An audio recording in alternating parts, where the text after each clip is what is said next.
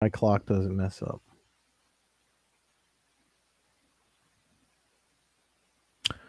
All right, this is the Coast to Coast Combat Hour. As always, Ed Carbajal and Matthew Hawkins coming at you on Hump Day, Wednesday, a rare Wednesday.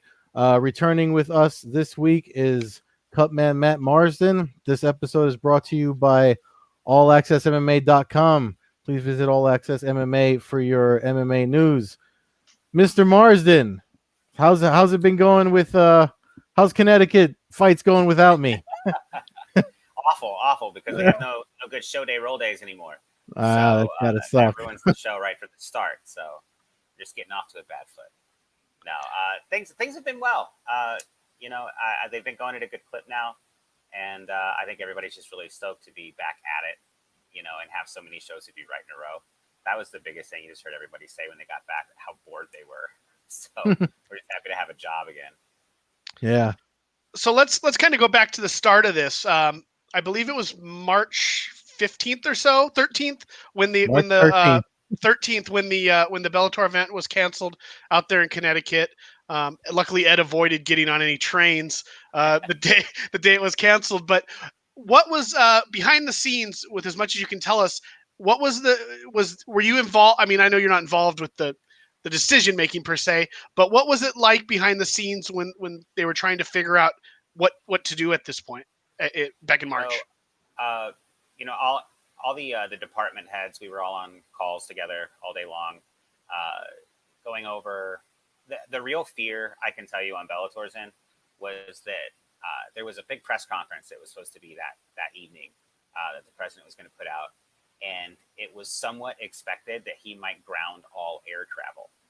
And that was really one of the bigger concerns that Bellator had was, should they ground all air travel, like by midnight, and we have all these fighters and staff from all over the world and they can't get out, what are we going to do? So fighter safety was obviously paramount, because it's bad enough to ground air travel. That's good enough reason right there not to have a show. But the speed at which they moved was, partially pushed by just wanting to make sure everyone was able to get home.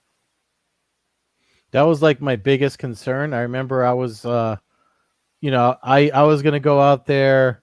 I forgot what day it was, the day before, because I was in New York for the summer spring announcement for the events. So I was at that media event in New York, and then I was gonna take a train out there. I believe Wednesday, it was Wednesday. Yeah.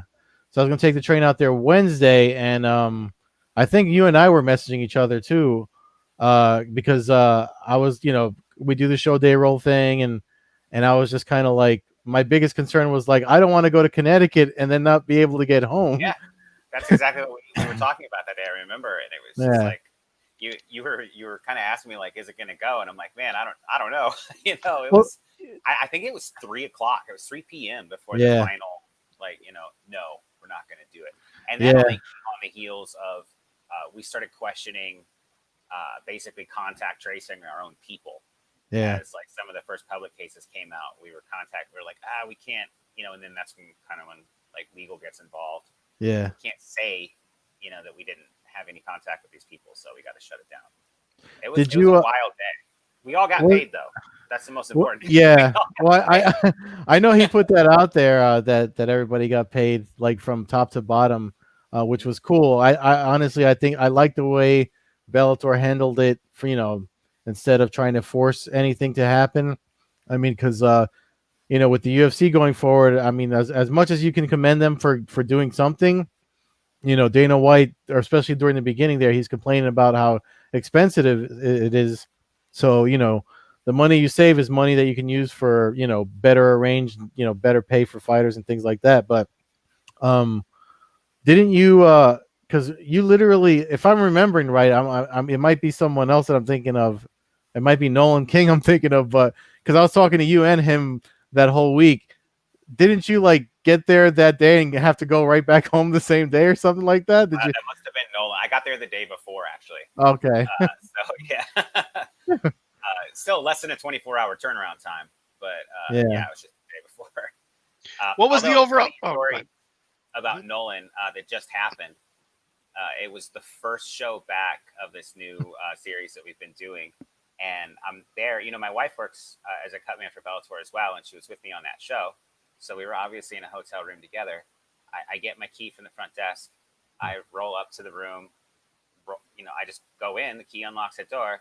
There's Nolan, like sitting at his computer, just chilling out in his room. And they just gave me the key to Nolan's room for whatever reason.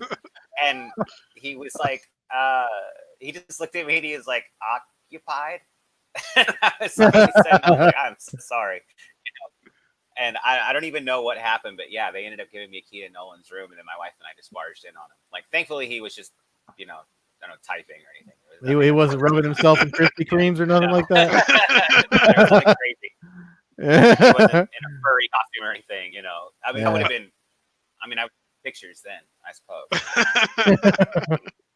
That's funny. So when they did decide to call it, obviously there had to have been some kind of confusion from people that were there.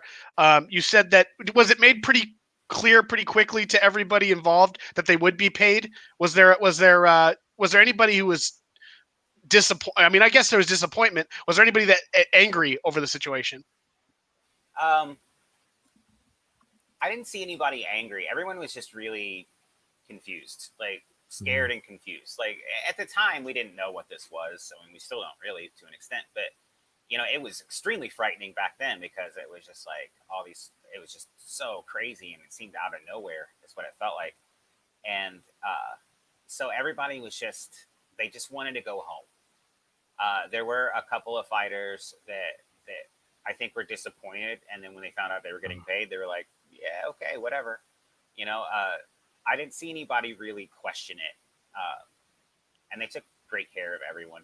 I knew within an hour of the show being canceled that all of my people were being paid. It was told to me, and I believe it was communicated the exact same way to the fighters through the call chain that we have with our office department. So I was just going to say, is that something that, as we fast forwarded through time here over the March, April, May, June, did they keep? Were you guys kept on a payroll? Were you just financially stable enough to be able to make it through? I was lucky. I have a wife whose job, she's a college professor. So even though it was her off time over the summer and things were shut down, she still received her salary, reduced salary, but she still was getting something. And then we'll just, I don't know, we're both savers, I guess. We had a lot of, we kept to the whole, like, have 3 months saved up sort of thing. And then the gig worker checks on my end. But if you were a full-time Bellator employee, then you were absolutely kept on. Nobody was let go. But if you were a project-based employee, somebody like a cutman or like maybe a camera utility or somebody like that might be interchangeable from show to show, then you're just paid for that last show that you didn't work, but otherwise nothing. So because you're based, you live in Florida, right? Yes. So Yep. coming up to one of these states that has people quarantine or whatever for a little while. I know I've heard enough about the protocols in place, but how often like is it extra for you because of where you're coming from, or are you kind of exempt because they test so much? I would imagine it doesn't matter, right? So we're tested before we fly out, and then we're tested on the day we get there, or the next morning after we get there. So let's say you land, you're going to land on a Monday, right? You'll have been tested on Saturday before you even fly out. And then you'll fly in Monday. Tuesday morning, you'll get a test again, and you'll stay quarantined during that test. And then you'll be tested again on weigh-in morning. So you tested 3 times before the show in the week leading up to this show. Now, as far as that coming from Florida to Connecticut, I have copies of my tests. And as long as I have a test within 72 hours of my arrival, then I'm cleared through the quarantine. So for the 2 events that Bellator's had so far, you've been tested about 6 times? That's correct, yeah. So then, so we get through this. UFC starts putting on some shows. Was there a that triggered Bellator wanting to get started? Was it just, did they have a target date that was kind of behind the scenes for a while? Because I know, as a huge Bellator fan, as Ed is also, he dropped off. His camera goes out occasionally, so he'll be back in a second. But was there a date behind the scenes where you kind of knew that they were targeting, or was it like us where we are kind of worried? And I mean, I know you're probably less worried. You know guys involved. As a fan, I was kind of concerned that any kind of layoff like this for any sporting organization could not be great. Did you know of anything behind the scenes? So nobody was really worried. It was actually looked at as a positive. I'll get into that in a second. Now, as far as the date, that really was in flux. It was really more we were waiting on our legal department through Viacom to come to the right arrangement with the Mohegan Sun Athletic Commission as to what our fight sphere would be and what that would look like, testing and everything like that. So the date kept moving as, more people got involved, I guess, like more lawyers got involved and the date kept moving until, and then you have to add into that we're sharing the space with Showbox as well. So it had to be on a time frame that worked out for them. And then so we finally got going. So that was it was always in flux as far as the date going when we were going to start. So we're pretty full tilt boogie to the end of the year. We have a lot of planned dates as it is.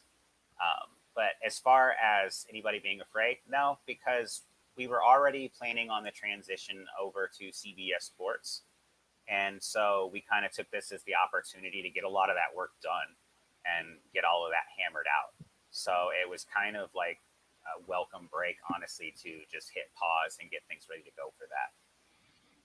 So there was constant communication. Yeah. Oh, yeah. Yeah, we all talk to each other every day. Yeah, so let me ask you something, since you guys talk to each other every day. Who came up with Fight Sphere? Because I feel like Thunderdome or something could have been like something a little more cooler.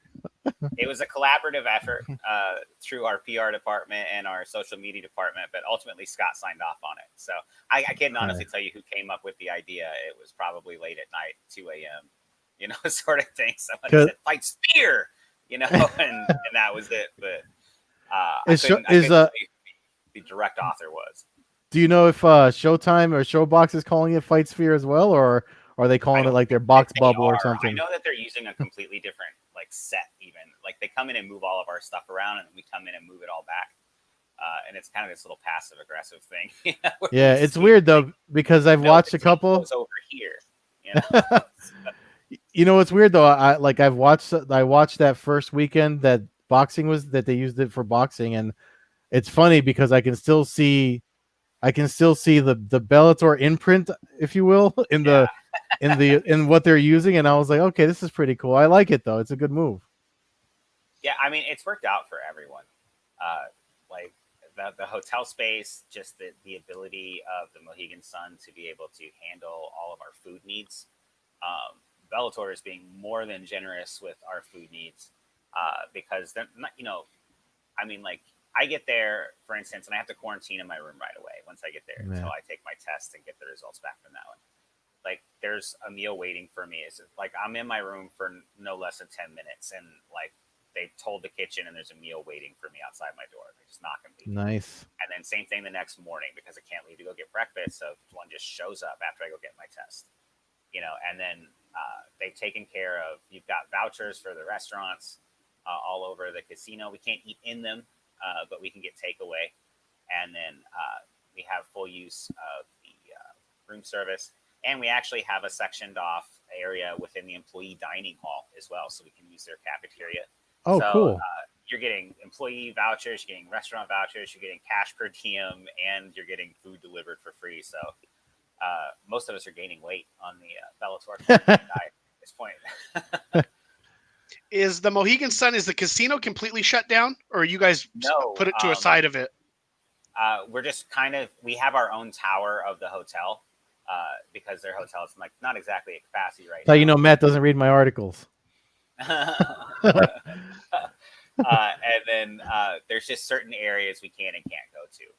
But just generally, we can't go out and mingle anywhere, even to work out. So if you're a fighter, what used to be the areas where fans would be coming in and out of the Mohegan Sun into the actual stadium itself. That's there's no fans, so we have pipe and drape individual locker rooms. They're each about I don't know, probably about like 10 by 15. They have mats down. They each have their own treadmill, their own bike. It's cordoned off just for them, and everybody is training all on their own, all individually, and then it's cleaned down after everything. So like we can't use like the hotel gym, for instance. Yeah. And then we have a ton of those personal saunas that we essentially just buy for each fighter, and then they can just use those to sit in if they would prefer to use a sauna to cut weight. Yeah, I like that setup. I saw the images and stuff when they put out the press release about the protocols. I really do like what there's a video on it too on Bellator's YouTube channel, just showing everything you talked about, the closed off areas and stuff like that. So when you your first event, I already forget the number. I'm sorry for my numbers are off because 241 maybe or 242 like I think that. it was, right? Yeah. So what was it like working it? I mean, I know it was the smaller of all their cards. They've been getting bigger as we move along. But what was it like working your first event back after everything going on? It wasn't nerve-wracking. It wasn't nervous for me at all as far as the show itself. Just because I knew that I was in an area where everyone had just been tested like crazy. So I felt really safe in the closed environment of the set and the show. It was definitely weird not to have fans, but it's something I dealt with before when we did Fight Master down in New Orleans. That was on a closed set, so we didn't have any fans there. I always feel bad for the fighters. I always worry about how that's going to affect them because it does quite often. As far as the show itself, I thought it went really smoothly. I liked everything that I saw.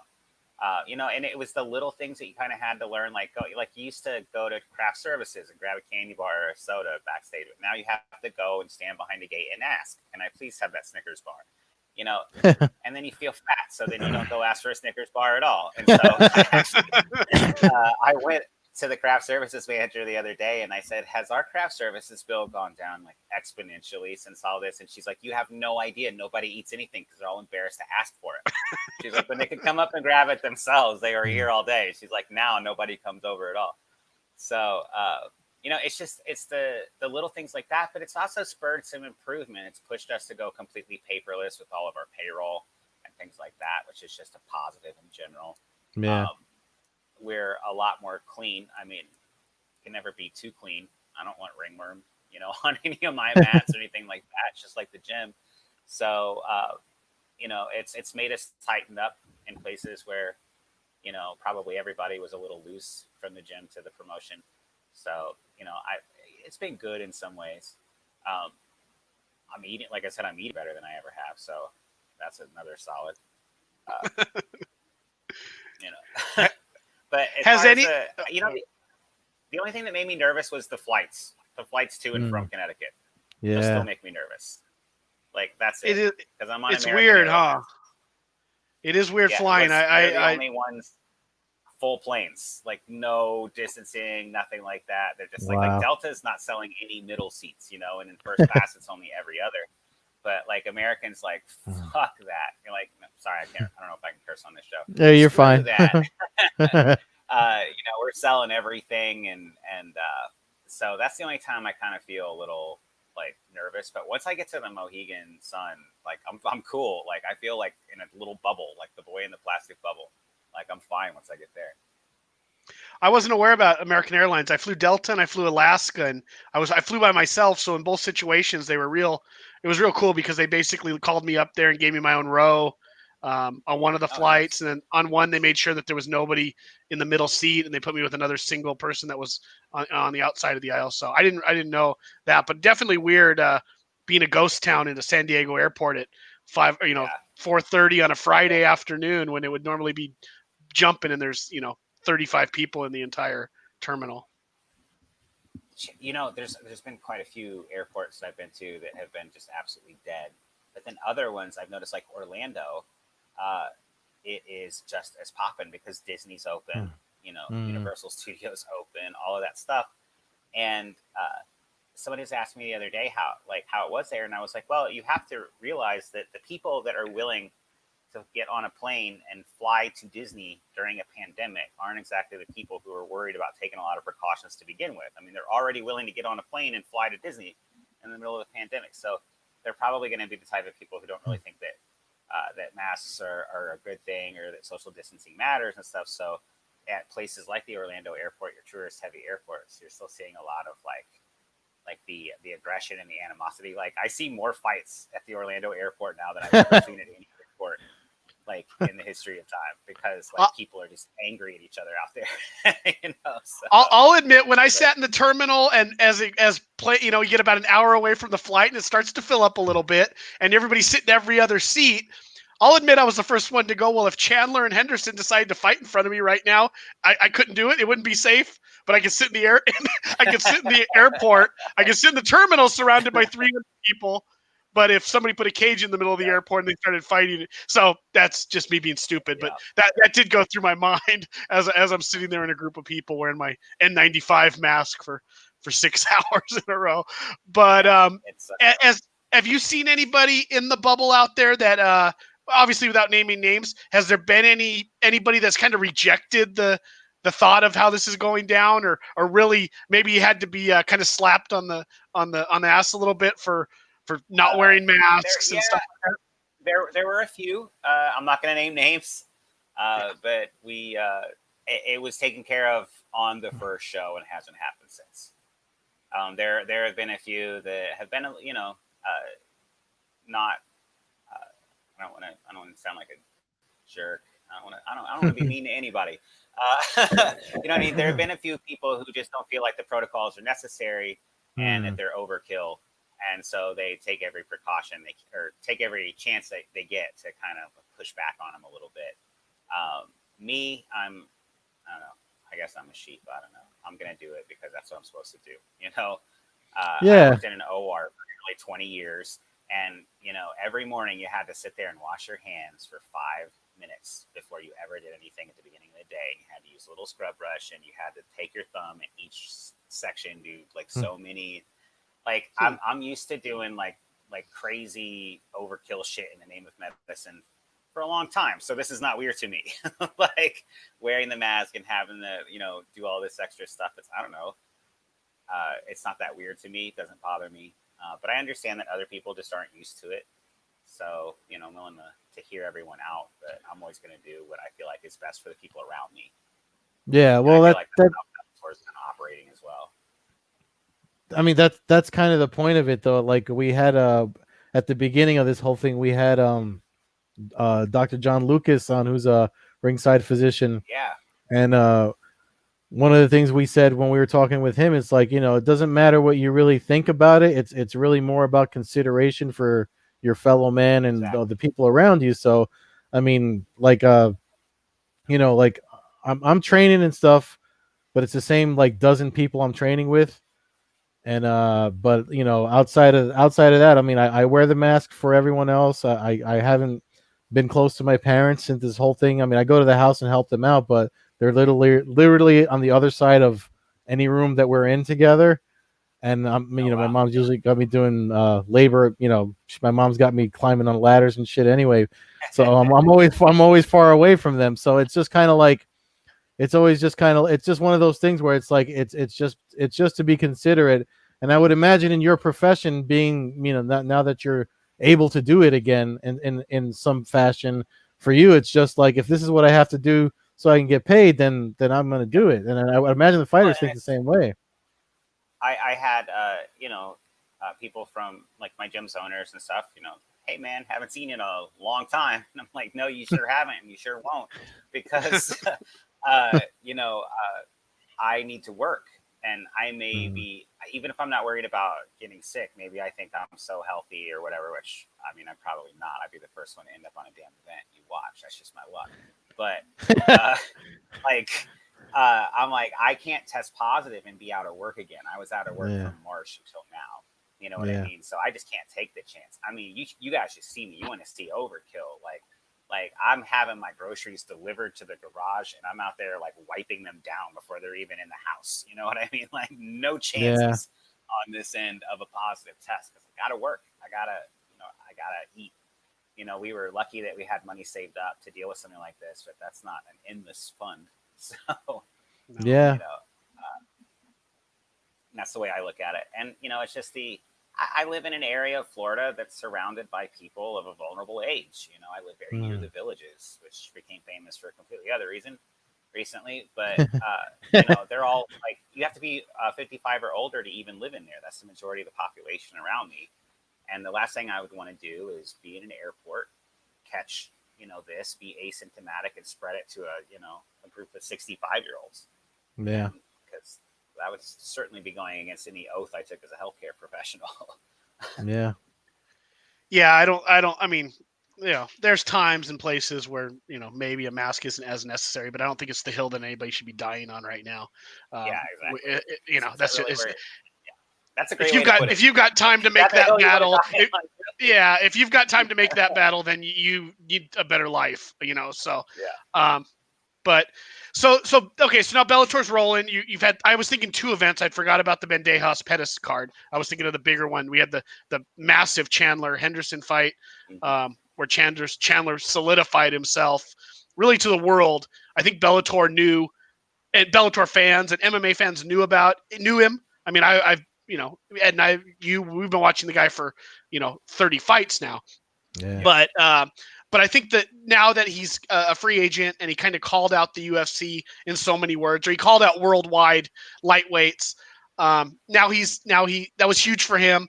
It got Bellator a little bit of notoriety because now you got this big free agent kind of coming off their show. What do you, if you could give a percentage, what % chance do you think he stays with Bellator? Ed and I have had conversations about it, positives and negatives, for him. Do you, I don't even have to give a percentage. Do you think he stays with Bellator, or do you think he, okay. Well, 10%, 10% maybe that he stays with Bellator. I think it's extremely low chance. I don't think it's because we won't offer him enough money or anything like that. And I don't think it's because he's unhappy. It's from everything I know, he's perfectly happy. Bellator's been very supportive. I think he just doesn't have anything left to prove in Bellator. What's he got left to prove? I mean, the division is his to kind of, do with what he pleases. He's not the current champ, but he's always a perennial, in there. On any given, fight night, he could be the champ again. But I just don't feel that there's anything exciting for him, anything that drives him or pushes him as a fighter. And I think he realizes that he's closer to the end of his career. He's not past his prime by any stretch, but I think that he realizes that the downhill swing is closer than further. So, I mean, I think that's where his mind is at. It's where mine would be at. I think we're on the same page. Yeah. Yeah. I mean, I feel like too. I mean, for him, it's got to be something he wants to just cross off his list. Like, let me have my run in the UFC, and then, whatever he does after that, whether it be him and Alvarez at one or comes back to Bellator, it's definitely something he's got to try to do for himself. So, and I know fans that want to see it too. What's that? There's no animosity at Bellator. It's not like, sometimes fighters leave organizations and there's real animosity, but it's not that. It was he gave them a heads up that he was going to be at least entertaining offers, and they said, well, we would be, assholes if we didn't let you do that. So, that's just kind of way, Scott works. And, that's good to hear. Yeah. I mean, let me ask you something, just because of obviously with the, everyone's waiting to see when Bellator is done with DAZN and they start moving forward with Espinosa and Viacom CBS on the CBS Sports, all that stuff. For you, like for your career as a Cutman, do you see opportunities of maybe working some boxing events as a Cutman for you and your team or anything like that once they start working together? I don't get a chance as much as I did in St. Louis. I did it fairly often in St. Louis. It's a good boxing town there, a lot of up and coming guys. But I would be more than happy. When PBC first got going, we talked about that, sharing Cutman back and forth. But with boxing, so many of the boxers want to use their own person, and which is completely understandable. That's like a whole separate podcast on the difference between a boxing cut man and an MMA cut man as far as like promotional hiring. But a lot of them just wanted to use their own people. And so we found that the few shows that we did do, it was just, we were kind of just sitting there with nothing to do, getting paid, for no good reason. And on the off chance that one of these guys might show up without one. So it was boring to do. And it was probably not a very good investment on the part of QEC. So if there's something that they want to work out, I think we'd be open to that. But we've kind of found in the past that it doesn't work out that well. You mentioned, getting back to Chandler real quick, you mentioned something that I'm kind of curious about. The UFC has a championship clause where if you're the champion, your contract keeps extending infinitely. I don't know if there's an automatic bump in pay or how that works, but basically you can't, once you're the champ, you're kind of locked into that organization. You mentioned Chandler not being the champion and he doesn't have any more fights left. In my mind, I'm thinking I wish he had one more because I'd love to see the Patricio Pitbull rematch. But hypothetically, if he won that, does Bellator have a championship clause that you're aware of?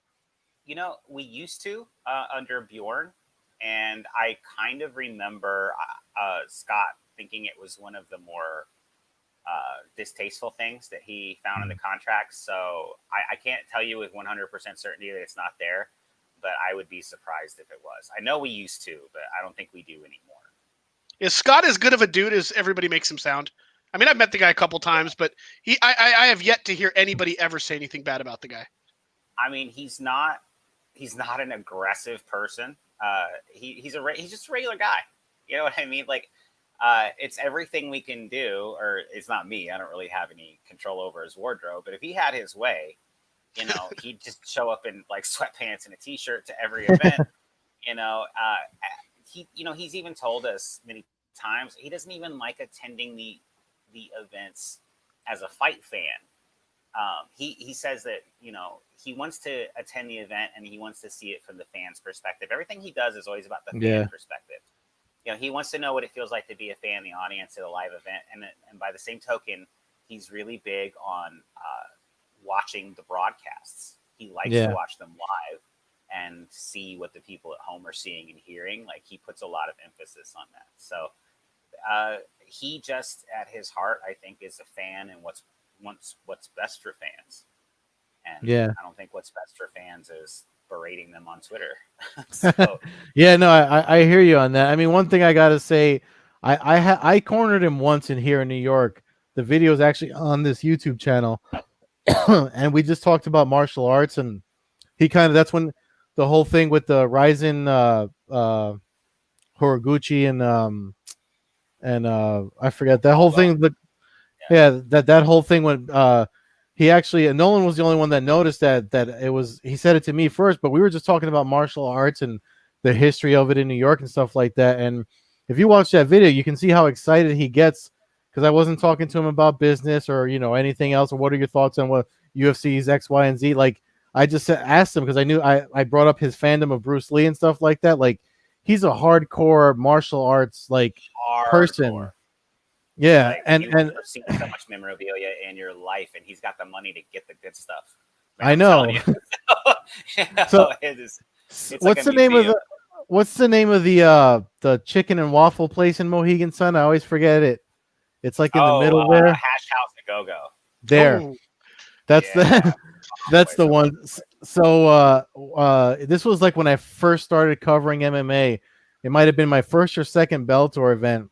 But I went there after, the fights are over, the press conference is over, so I was hungry. I never, I don't stay in the Mohegan Sun. I always stay down the road. So I said, I got a while before my shuttle comes. I went there to get food, and he was there with his team. And it was one of the nights that they aired Bellator kickboxing right after the MMA card. And I sat there and ate. I was by myself, and he was at the table. I was like, I'm not going to bother. Show's over, work's over. I'm just going to eat. And his team left, and he stayed there because they left the kickboxing on the TV. And he stayed there by himself and watched the whole card. Yep. And I sat there and I was just watching. I was like, this dude really likes martial arts. And that's what made me realize. Yeah, because that's his bread and butter. Yeah. Yeah. So yeah, He really is just a regular guy. He really is. I'd love to get him on this podcast to kind of just talk fights and stuff because I know But he see, would just geek that's the out. problem. He doesn't like doing interviews. He doesn't like doing podcasts. For exactly, you picked up on it. You talked to him about martial arts, and he lit up. He hates talking about business. He hates talking about that stuff. He wants to just talk about like he'd rather. I think he'd rather discuss like how exciting a fight is and mean it and talk about skill set and like talk about play by play and like what game plan should be. He'd much rather do that than talk about the financials of a pay-per-view. Yeah. Like does not give a shit. I mean, he does in as far that he has to, I think, but he's a real martial art. I mean, from back in the day. I mean, you can spot Scott if you have a quick eye. You can spot Scott in The Last Dragon. Bruce Leroy. Yeah, I know. All of that was his team, and they're still all around. All of those people from then still hang out now, and they all still train. I mean, the new Bellator office that we're getting in San Jose, it's not an office, it's a dojo. It's a full-on gym with like some space in the back for a desk. Okay, cool. You're gonna be working out. So yeah, I just he is as nice of a guy, to answer the question from the very beginning. He's as nice of a guy as he seems. Yes. That's good to hear. And I throw this out there, and I've kind of chatted with some people in the Bellator just at stuff about it, but and not to throw my name in the mix at all, but I've been to about 31 Bellator events and about almost roughly 20 Strikeforce events. So if you ever want to reach out to a fan who's paid to go to 50 of his shows to find out what would because I go to shows all the time, and I think like as a fan, I would love to see that. Or I see a young kid coming into the arena, and I'm like, well, when I went to the UFC in 2000, they did this, and it really attracted me as far as meeting this fighter. And Bellator does a good job with getting Fedor and Cyborg and these big name superstars to do fan meet and greets and stuff. But I do always see stuff, and if it ever gets brought up, maybe just go, hey, I know a guy who's been to 1 million of your events, supported you, and it has some ideas. I've always thought, and just throw this one out real quick and not to take too much time, but like the prelim fighters, I've always said like most of the fans showing up don't know who the prelim fighters are on a big Bellator show, and the guys aren't making a lot of money. So why not have, if there's another event like next week, why not have a couple of those guys, pay them $50 to stand at the door, take fans, introduce themselves to fans, and just give 30 minutes at the gate. And I always thought that that's something, because then a fan comes in and sees somebody who's 1-0, 2-0, and all of a sudden it's like, okay, I met that dude. I got a photo with him. He signed an 8 by, not an 8 by 10. You're not going to get an 8 by 10 for the average casino fighter, but you get what I'm saying. Stuff like that. So I've always thought about, that kind of stuff. Well, I think there's always room to push fighters more. We're good enough at it, I guess, but I feel like we could do more. Everyone could always do more to push some of these. I mean, there are times when there are fighters on the undercard that I'm like, oop, like I have to go look them up. Like I'm not going to sit here and blow smoke up anybody's ass and like, pretend like I know every single prelim fighter that shows up on my card. But I, as a fan, I would love that. It's just you remember as a kid, we would go to like wrestling shows back when it was still on the regional circuit and stuff. And that wrestler was never going to make it off the damn regional circuit. And yet you were still excited to get your picture with him, and 30 years later, I can't necessarily maybe remember their name, but I remember the picture and how it made me felt. So. And it's not for a fan like me or Ed or somebody that's been around forever. I was thinking more kids and stuff like that. Exactly. Yeah. I'm thinking about the 12-year-old kid who shows up and he sees Josh San Diego, or somebody who's been on a prelim I've seen fight 4 times. And all of a sudden you put a face with that guy, and all of a sudden it's like, hey, Dad, let's get to the fights 3 hours early to watch the prelims, because I met this dude last month at San Jose and he told me he was fighting in San Diego this weekend, or whatever the situation. So just a thought, but that's something that I've always thought that, even little posters, and you guys do a great job with your fight cards, and like I said, I have very little complaints about the Bellator show in general. Most of the people I've taken to Bellator shows always say this reminds me kind of the old UFC days, because the old UFC days, if you ever went to an event, their weigh-ins, they would have couture. It was open access to everybody. And that's a lot of how Bellator has been, especially, and I've said it about seeing ringside. A ringside seat for a Bellator event is kind of a party, in a sense to me. Yeah. You're at an event, but there's a lot going on. There's a lot of chatter. You have access to almost everybody. As long as you're polite, you can pretty much say hi or shake almost anybody's hand around the cage. So it's just cool. But yeah, I'm glad to hear that about Scott. I'm glad that he's, like I said, I haven't heard anything else. How about another old coworker? If we're talking about your guys, I miss Jimmy Smith. Do you keep in contact with him?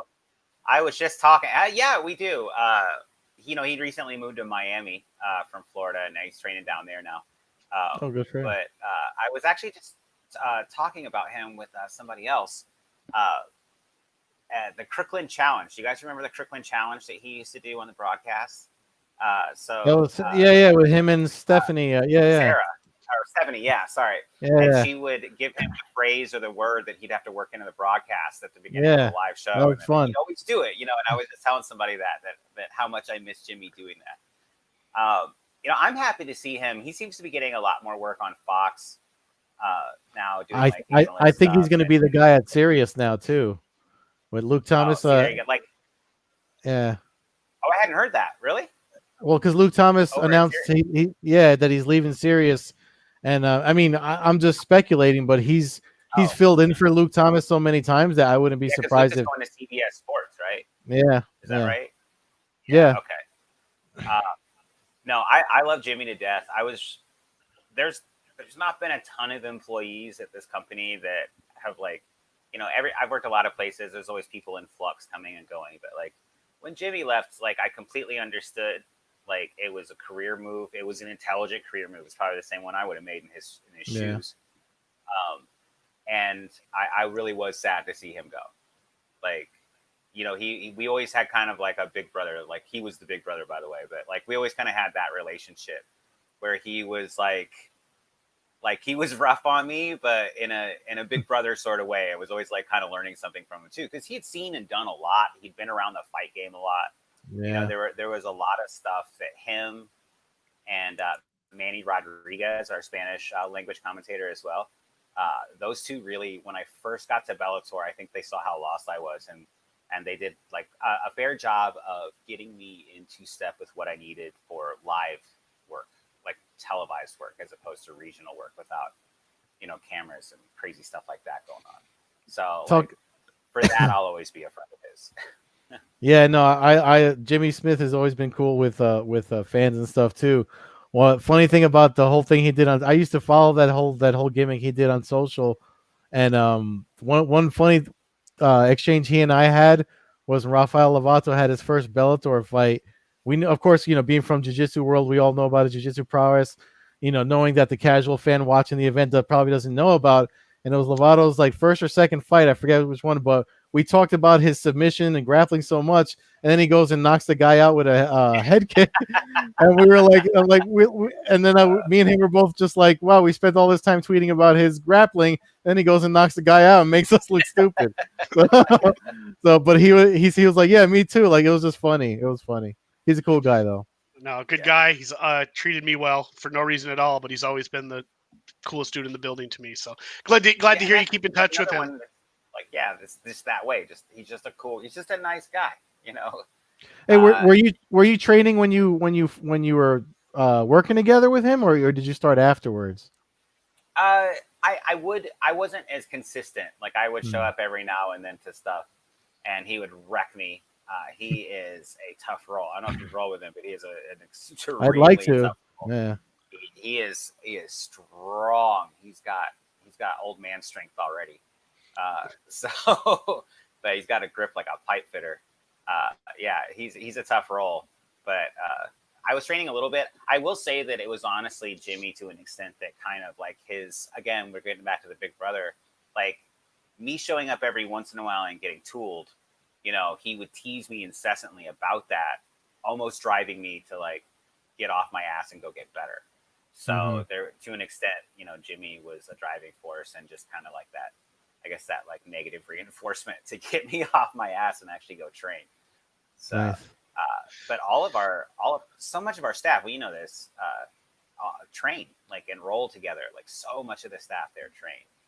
And Jimmy was probably one of the first, and Manny Rodriguez too, that started doing it kind of openly and inviting other people to come do it. Oh, cool. Well, rolling off that, Jimmy's the guy that introduced me to Fedor, and then that brings us to, while Chandler might go out the door, Fedor's apprentice, Vadim Nemkov. Yeah. Man, Wow. man! Talk about making a statement in your kind of your worldwide Debut. showcase. I mean, we knew who he was, but the rest of the world didn't. Yeah. Okay. No. And at a time when John Jones is moving up to heavyweight, apparently, and you got Cormier exiting the stage, it's a time where most people that are really know the game are kind of leaning towards Bellator now having the really, at least arguably now the best light heavyweight in the world. I thought I picked him on the show to beat Bader. Maybe it was the sweater colored glasses that helped my my thought process there. But I mean, there's not many dominant performances like that, especially over Ryan Bader. I mean, Ryan Bader, people love him, hate him, go up and down on him depending on how his performances are. But he's been a killer for the last 4 years, really. Just kind of, even when I believe he left the UFC on a 2-fight win streak. To be hurting people worldwide and then have that happen to a no name to the general public. But like you said, you were working his corner, weren't you? Were you in Nemkov's corner that fight? Yes, I was. Mm-hmm. Yeah, I thought I saw you there. What was your overall opinion on the destruction of a great fighter like Bader? He was so fast. It seemed like every time Bader just looked anywhere, wanted to go anywhere, there was a punch waiting for him when he got there. Mm-hmm. It was just like I'd never seen that. Like somebody just on their game. I don't know. Like they were in the flow, or Vadim was in the flow. Yeah. I was surprised that Bader didn't utilize his wrestling more. Yeah. I wasn't sure if he was afraid of the Sambo game that Nemkov was bringing. I mean, I know he has a pretty storied, background in Sambo, but it's not like Bader, I think, to be afraid of going to the ground with anybody. So I'm still not sure why. Maybe he didn't utilize a little bit more of that since he was kind of successful with it. I was surprised that, honestly, he got the first round. I kind of scored the first round for Nemkov, but I noticed all 3 judges actually gave it to Bader, so that's why I'm not a judge. But that was bizarre, to be honest. I have to say, I was really annoyed at some of the reactions I saw on social media that seemed to think that it was Bader is shit now as opposed to Nemkov is good. Oh, yeah. You know what I mean? I was like, no. Can we just not? Can it be that Bader is good and Nemkov was better tonight? Can we go there as opposed to saying, oh, well, it must be because Bader sucks? No, you go fight Nemkov then. Yeah, which probably hurts a lot. No, I think that's just the culture of sports as a whole. Everybody likes to sit on their couch and talk trash, to kick a guy when he's down or whatever. But I mean, it just felt so disrespectful. I mean, and did you see? I was happy because of that. I was especially happy when I saw the reception he got when he got home. Where, they showed the big crowd waiting for him outside the airport. I was like, well, nice. At least somebody's showing him some respect because he just pulled off a pretty big feat, and that I felt like he didn't get enough credit for in some circles. Yeah, it's weird how the losing fighter in that case tends to. It kind of reminded me of Conor McGregor, Eddie Alvarez in a sense, where these guys are so good. I mean, Conor McGregor's never been better than that fight against Eddie Alvarez. He was so on his game. Everything was so crisp. I feel like this is the same situation we just had with Nemkov, where he made Bader look like an amateur. Yes. Because he was on his game so much. Now, his next fight, maybe he won't be on his game. His next fight, maybe he'll get cut up. Maybe he'll struggle to win a decision. But for that one night, he was Superman. And we see it. It happens a lot. I feel like John Jones has done it to some guys. Same kind of thing where they try to knock Cormier. It's like, well, Jones knocked him out with a head kick in the 4th round. What it's superhuman shit that this guy's pulling off. So and maybe Jones isn't the best example because he might be on some superhuman shit. But that's my point though. It's just funny that they try to downplay guys, and in Bellator it's always been because in theory they're UFC's little brother, that they're going to always, all of a sudden, it's like Bader sucks. You know, Bader could go on a 15-fight win streak from this point on, and UFC fans is what I call them. They're not MMA fans to me. If you don't watch a little bit of everything, you're not. And I don't watch what I used to. There was a time I watched everything. Now I'm streamlined a little bit more into Ryzen, Bellator, UFC, LFA, that kind of. I can't keep up with it because we're in a world now where there's 700 MMA events every weekend. But I think it's great. First of all, for the fans listening, Nemkov becomes the first Russian champion in an American or United States major MMA promotion. Obviously, we had Fedor in Pride. Although Ukrainian Igor Vovchanchin won a ton of belts in Brazil and Russia during his early days. And then you had Oleg Tektarov, who was a UFC tournament champion. Considered Russian? Dagestani, it's borderline. Yeah. 20 years ago, 30 years ago, yes. Now, no. That's where Vovchanchin's Ukrainian, so he, in theory, doesn't fall into it. But yeah, Igor Zinoviev, old extreme fighting days. I mean, you had a couple guys who made names for themselves that are Russian, but in America, this is the first champion that carries the Russian flag. And I mean, I love it. I think Team Fedor, honestly, I was calling it. I think they might own 3 or 4 belts here in Bellator. They are a force to be reckoned with for sure. Very disciplined guys too. You know what I like about them is they have kind of every reason to show up and kind of be the cool kids on the block, sort of, and just be a hassle. And they don't. No. They show up on time. They always have all of their stuff done on time. They're where they need to be when we need them to be there. There's no dragging them around or trying to track them down. It's so nice. They're so, like, not only are they good, but they're professional. Like, they're the total package, which is not always the case. So it's kind of a breath of fresh air to just have such, like, non-troublesome people, like, at such high levels, like holding belts. So, does he speak any English? Are you able to communicate with him? Very, very little, almost none. Fedor speaks more than he lets on, I think, for sure. Yes, for sure he does. Because he'll definitely answer things that you did not translate for him. But Vadim speaks very, very little, if any. He kind of like yes, no, sort of like we have this and this going on. I was actually supposed to wrap his hands that night, and then at the very last second, ended up in Bader's corner wrapping his hands instead. So Brandon Brillhart went in there to wrap him. He's one of our other cutmen, and he is also bald and has a bit of a light beard and tattoos on his arm. And with the mask on, I guess when he went in there to wrap Vadim, Fedor was like, "Oh, hey, yeah, you wrapped me in Japan." And Brandon was like, "No, that was not me. That was just the guy that looks exactly like me that also works here." But that's he's funny. Like, "Oh." He's like, I should have just rolled with it and been like, "Yeah, were you happy?" Yeah. Yeah, we're 1-0. Yeah. So that's weird then. So there's actually times you wrap other fighters' hands and then work their other corner.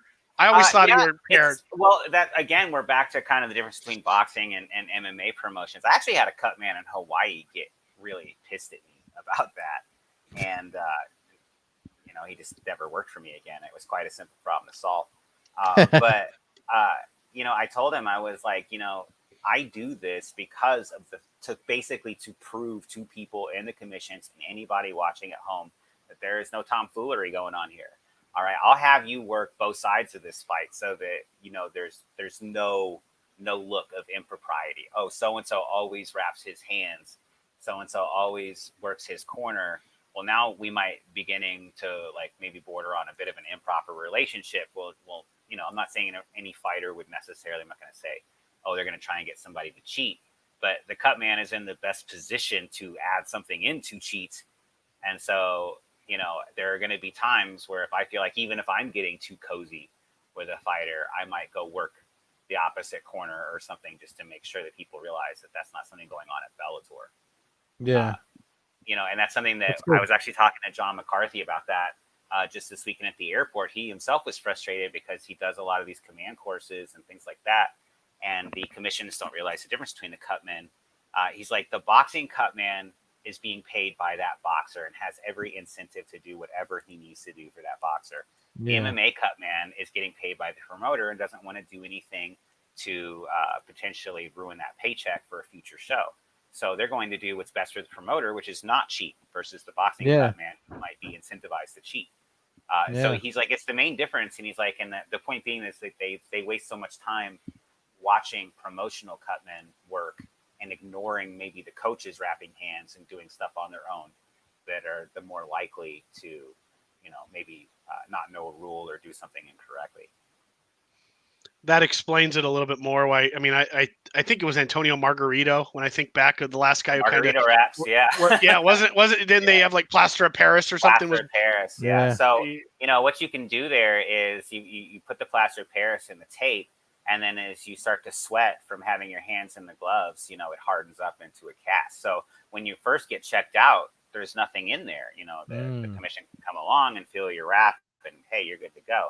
And then once your hands start to sweat and get moist, then you're going to have a cast on your hand. And and then there's all kinds of stuff with using chemicals that have smells to them. A little bit of icy hot on the glove goes a long way whenever you jab somebody in the eye a few times with all that kind of stuff. And that's why at Bellator, the fighter not allowed to bring anything to the cage other than what we give them in the bucket. You're not bringing your own grease because I don't know what's in there. And I don't want you using it anyway. So we're the only ones allowed to do any of that,